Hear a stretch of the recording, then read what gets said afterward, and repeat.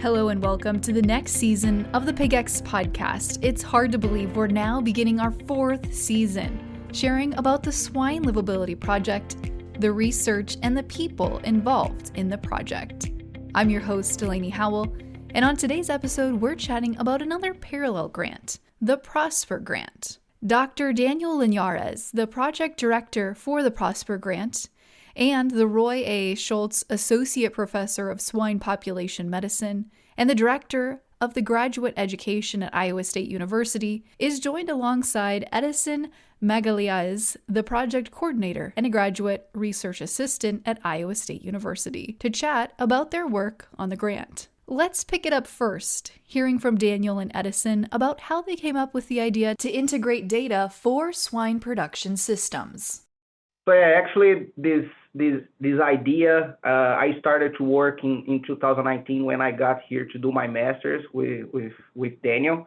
And Daniel actually had this idea, and he had done some work on integrating data streams for a production system in order to, for that time, it was specifically for PERS 184, if I'm not wrong, right, Daniel? 174? Yeah, that was in 2014. I was working with Bob Morrison, and it was when the 174 PERS virus just emerged. And then we were working with, specifically with Iowa Select Farms. The data is now published now. And the question was, hey, we are seeing a spike in mortality here, win to finish mortality. And we are also seeing this increased incidence of these new PERS. How much of this new increased mortality is due to PERS and versus everything else?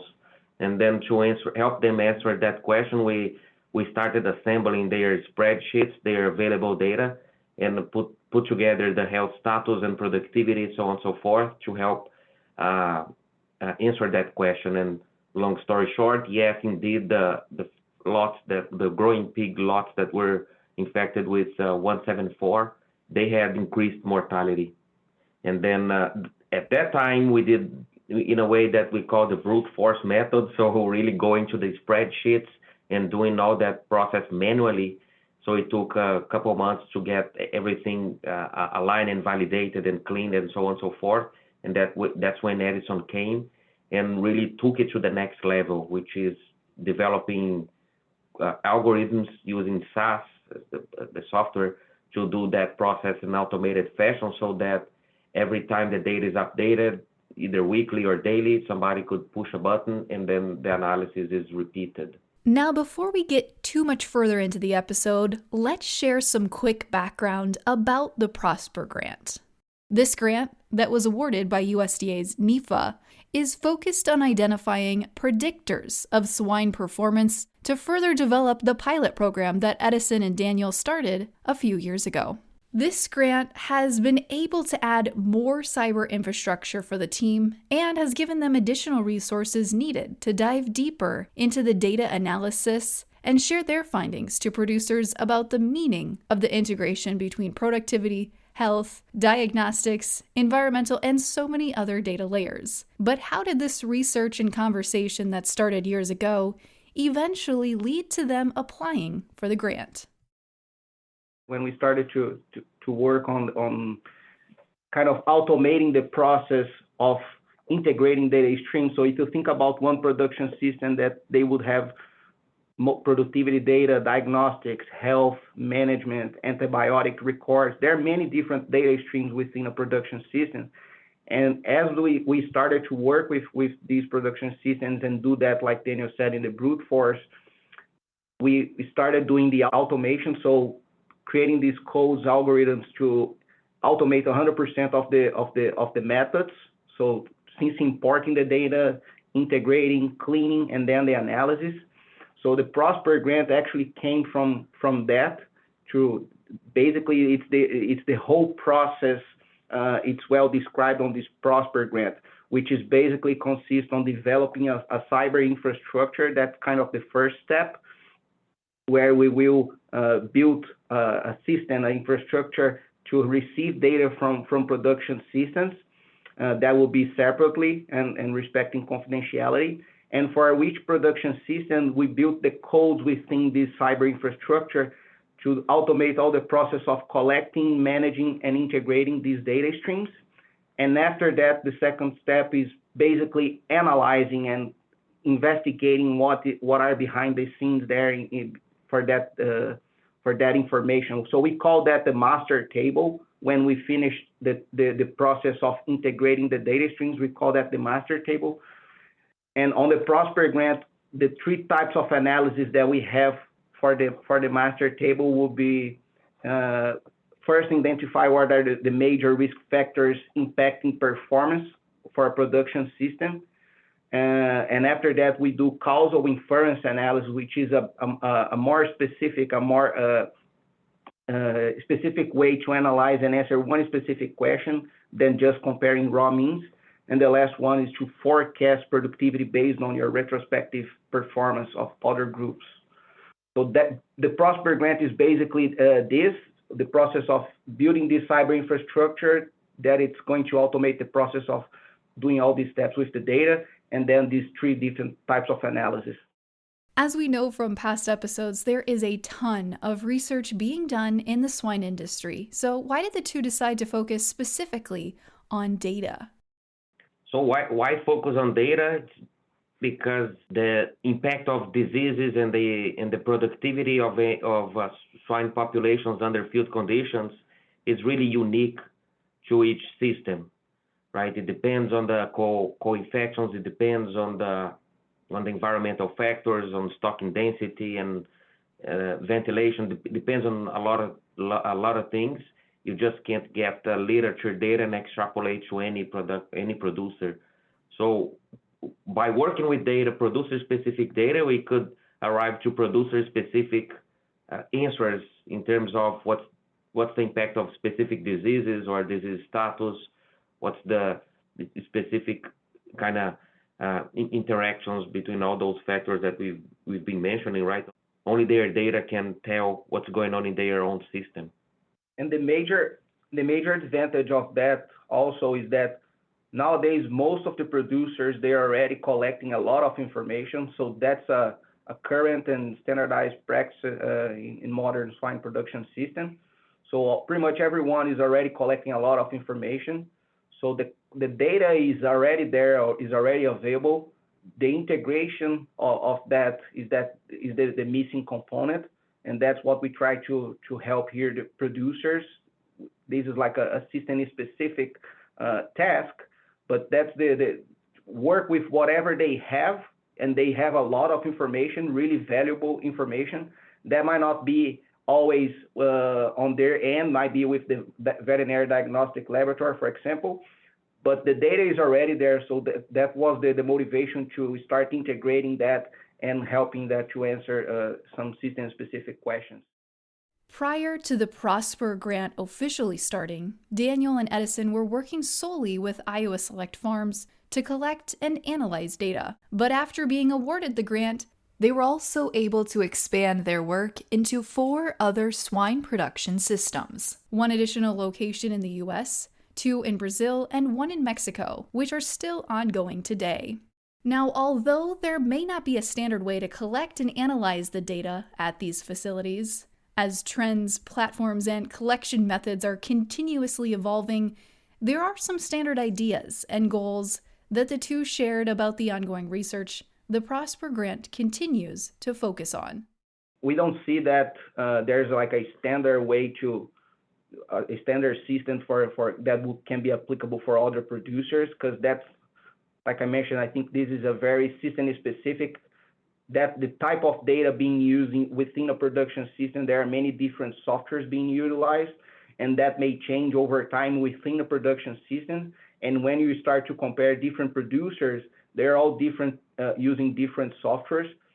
So the idea is to stimulate with this grant, we are stimulating producers to take advantage of the data that they are already collecting, so that the data is available on their own, and develop this concept of, promote this concept of integrating this information to support precision swine health and production management. So utilize our own information to get from the data insights, you support your decisions in the system.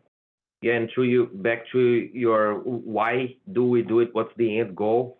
Regardless of how we assemble the data, one of the end goals is to offer this opportunity to benchmark within and between the producers participating in this program, the factors that are associated with survivability and growth performance, right? Could be some other outcomes, but at least those two, mortality and average daily gain. And so people would understand down to the decimal, right? What's the effect of my disease A status, disease B status, disease C status, and feeder type, like Edison said, and all these other data streams that we talked about. So people have the chance now to understand what's going on in their own reality, whether there is a trial that they want to run to compare, for example, two vaccine protocols under their own conditions, or to basically understand what's the variation of my mortality or average daily gain, and what are the factors that are associated with lower or higher performance. The name of the game over the last 5+ years really has been data and collecting data, which has led to enormous amounts being collected on farms every day. As the team was looking at the type of data to collect, deciding that was an important factor in the ongoing research. They start with the farm, so farm characteristics, all the way from sow farms to nurseries and finishes or wing-to-finish barns. So what's the type of the farm, size, some information about the layout of those farms, feeder types, that type of information.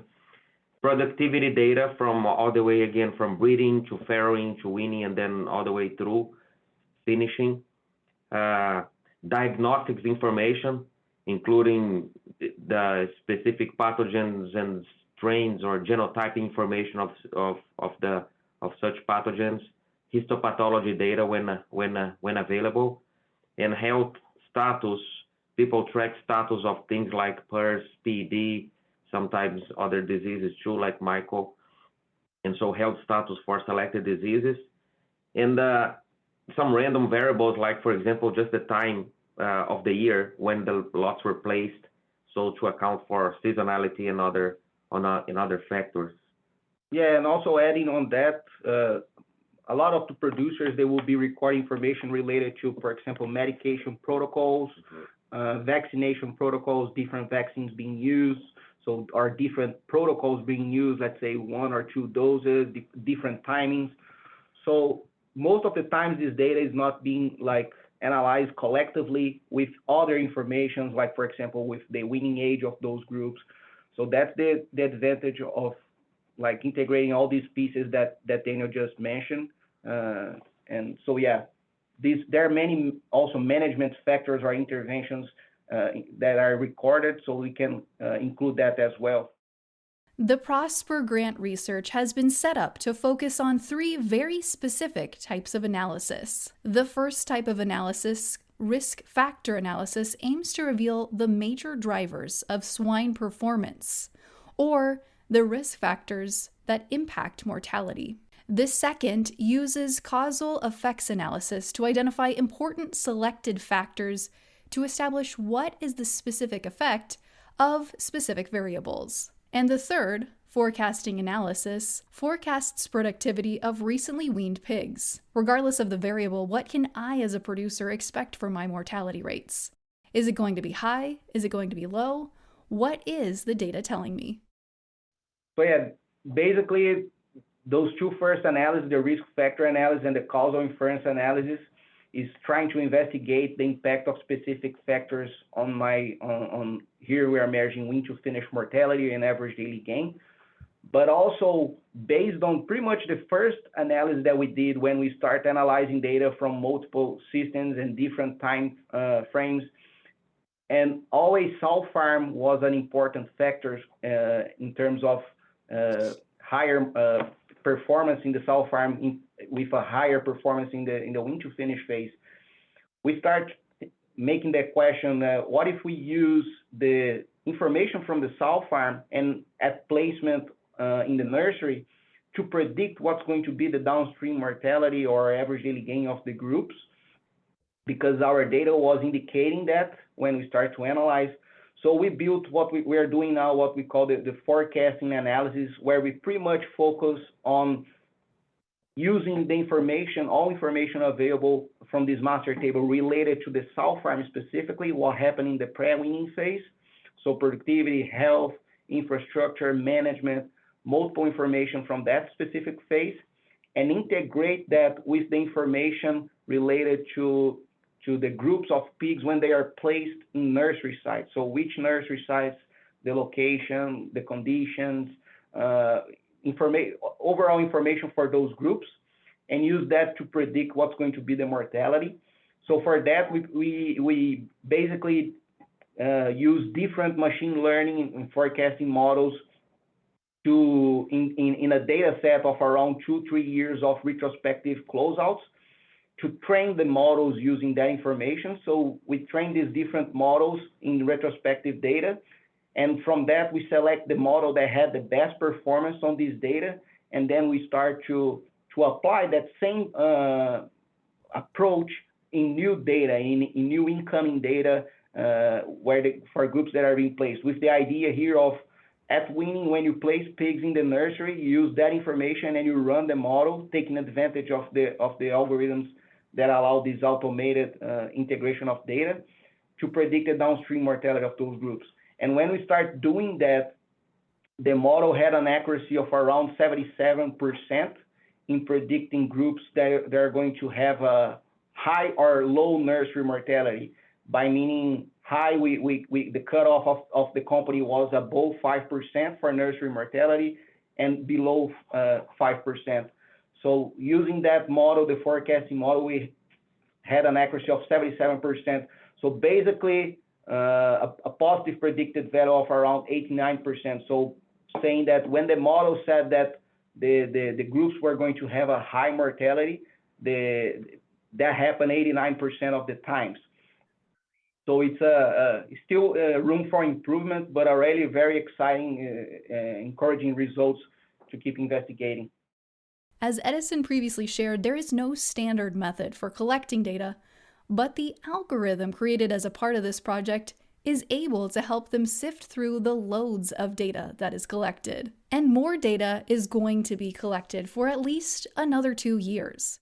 Daniel and Edison have recently started to share their process of integrating and collecting the data, building the data process pipeline, and how they've analyzed these factors separately before building out a master table to help them identify and rank drivers of wean-to-finish performance using causal inferences through observational data to ultimately forecast swine productivity. What are the key factors impacting more specifically mortality, wean-to-finish mortality, and average daily gain? And once we integrate this data and we start to analyze for the systems that we've done that, we saw that sow farm is a key factor impacting the downstream performance in the growing phase. So we saw more specifically productivity and health factors related to the sow farm. They are really associated with the downstream performance of the pigs.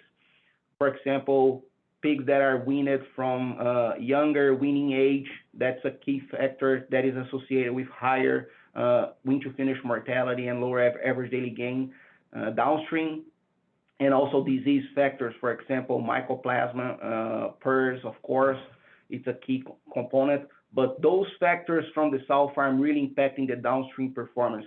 And we have a publication on that more specifically, where we build a multivariable model, basically a model with 14 variables related to the sow farm, and that explained almost 68% of the variation of wean-to-finish mortality. So basically saying that 68% of the variation of what's happening in the downstream wean-to-finish mortality was explained by those factors related to the sow farm.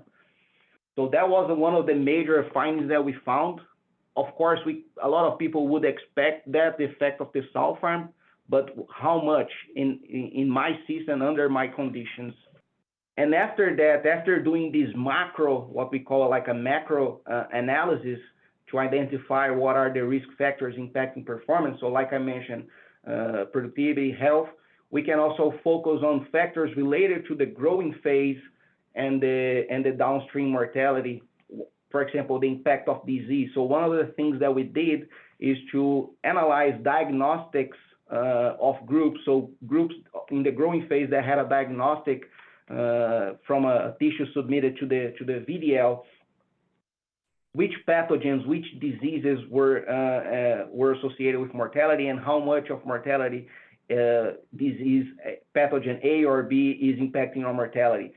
So we started to see that pretty much that the interactions with PRRS are key findings. So of course, groups that were diagnosed with influenza or strep or Glasarella, all these groups, they had a higher mortality compared to the others. But when we started to see the interaction of so both PRRS and those secondary bacterial pathogens occurring on those groups, they had a higher mortality compared to groups without a diagnosis for those pathogens. Again, something expected, but how much? What's the variation? So that's what we are trying to do. And that led us to the second part of the analysis, which is the causal inference analysis, because it's pretty common nowadays to analyze data using what we call like comparing raw means or pivot tables. That's a kind of a common practice, unfortunately. And when you do that, there's a lot of room for wrong interpretation or wrong estimates. So what we have been using is called a causal analysis. So it's pretty much summarizing will be like a retrospective blocking, kind of what we do with experimental studies, but using observational data. But here we use a method called the propensity score, which more specifically we use a method named doubly robusted inverse probability weighting, where we pretty much use the data that you already have, observational data, and you want to answer, for example, what's the impact of pathogen, for example, PRRS on the sow farm, how much PRRS is costing or impacting in terms of nursery mortality. So for that, we use those causal inference analysis, where we control for other factors, and we have a better estimate. So when you, just an example, when you compare like raw means or the pivot table approach, the impact of PRRS in the sow farm on nursery mortality was around 2.5% increasing mortality, nursery mortality. But using the same data for the same system, but this method, which is more appropriate, that impact pretty much doubled. So it was 5.38 using the same analysis. So it's important. Once you have the master table, that's an advantage that you can take, because you have other variables there that you can control that you previously could not do that. Ultimately, the team is looking for the most sustainable way to collect data, which presents a lot of opportunities for the swine production industry to utilize this data. But when asked if the industry was utilizing the data to its full potential and what still needs to be done, this is what the two had to share about that question. We believe that people capture their data for a specific point in time reason. If you think about diagnostics, I'm seeing something here, I'm going to do a diagnostic for that specific flow. And same thing, mortality, let me track what's going on in this flow. But once that data is used for that specific point in time, the data a lot of times is sitting on the drawer, right? And so what we're doing with here is assembling all that historic data and then keep going that over time for prospectively, is to continue to extract value of that data, consolidating with the rest of the data set, right? And the rest of those point in time readings for not for a specific site or a specific pig, but for the whole population of sites, the whole production system, or all the sites altogether from the producer. So we're helping them to understand more like the population aspect of the data and what does that mean in the long term for this, to support decisions going forward, right? To kind of beat the odds and keep improving their data with keep improving their performance with their own data based on what happens in their own field. Yeah, and also ultimately stimulate other systems to do the same approach. So like Daniel said, this is the data sitting there. It's kind of a reality. So hopefully what we are doing here and part of this grant using these systems as a, let's say that the first case are of people doing that, but that hopefully will stimulate other systems because like I mentioned, all the systems nowadays, they already are doing the big part, which is to collect that information. So the data is already being collected. So there's a lot of opportunity once you start to integrate that information. So hopefully the results from this study will stimulate others. As Edison mentioned, a major goal to continue forward with is to find ways to encourage producers to stimulate other systems, which unfortunately leaves more questions to be answered. In our mind, it's what we're doing here is it doesn't stop here. It's an ongoing process, right? So I think it's still there's still the need to keep doing what we are doing here over time, because those interactions between the infectious agents and environment and everything else that happens in that population, it's very dynamic.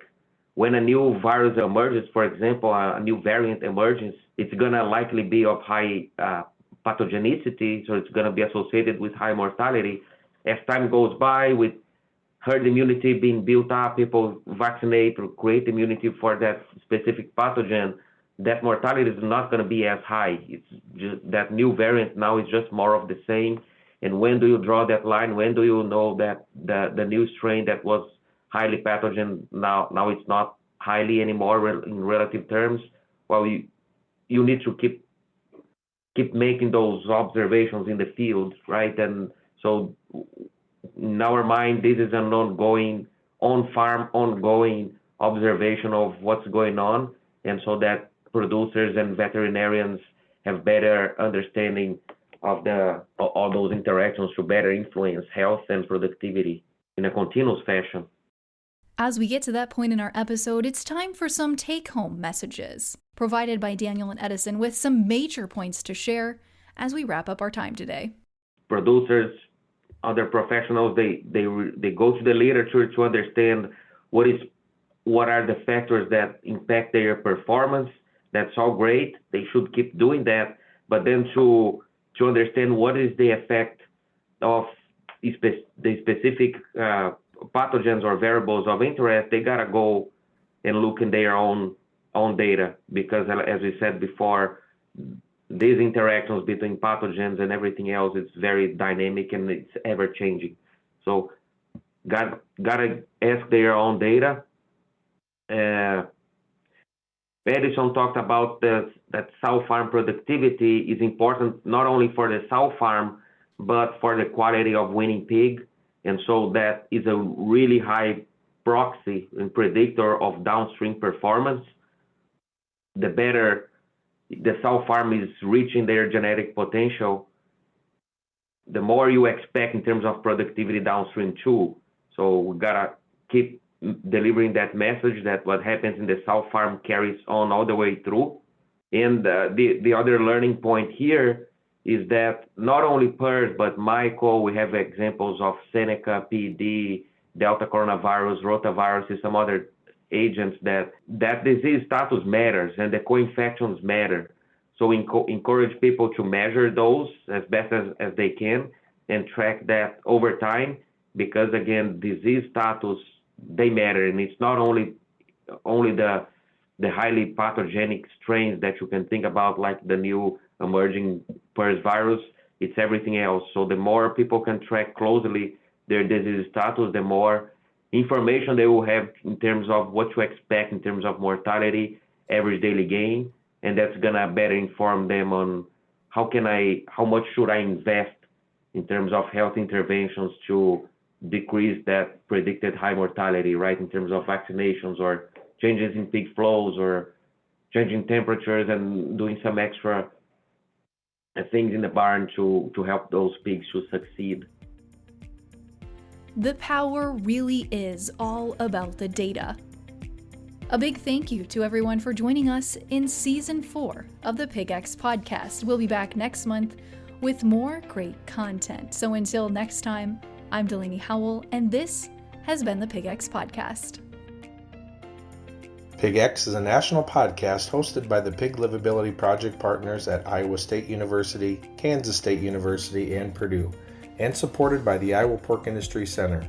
For more information on the project, head to www.piglivability.org, or to inquire directly with questions regarding the project, email ipic@iastate.edu.